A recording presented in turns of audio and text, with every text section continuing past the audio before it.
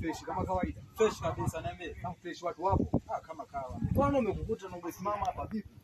Ndugu yangu shida zinanisumbua sana. Shida gani tena mwanangu? Oya. Wewe acha mwanangu. Nyumbani ukariki mwanangu. Nini mwanangu shida? Kuna matatizo gani labda niambie yani. Wewe acha tu bro. Yaani ni shida kubwa sana mimi. Shida gani bro? Unaweza kunielekeza? Kwa sikaja ule baba mwenye nyumba mwanangu. Akande ananidai mwanangu. Pale chini.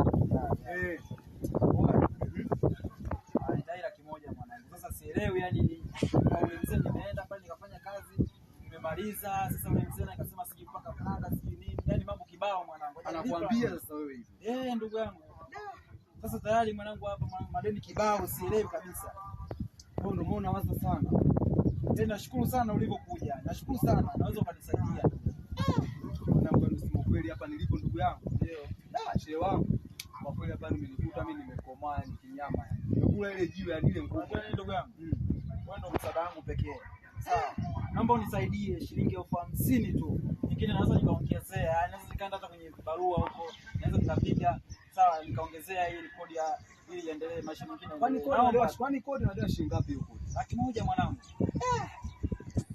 Sasa mimi hela mbona sina rafiki yangu? Nitafanyaje sasa yani? Kwa sababu hela sina. Mimi na nusu tu narudi ungesema kwamba na maana yani maana nikupe hata chai tu lakini sijui hiyo kodi. Kwa kweli yani sika kaangu hapo. Hapa sasa sina hiyo hela. Basi poa ndugu yangu. Kama una fresh unaweza tukasoma hata siku nyingine mwanangu. Au sio? Basi poa. Haina noma mwanangu. Mimi tulikuwa na sifa zangu hivi. Naingia kati hapo kidogo hapo maskani hapo. Yeah. Basi poa wewe. Kazana kufikiria mwanangu. Yeje mwanangu.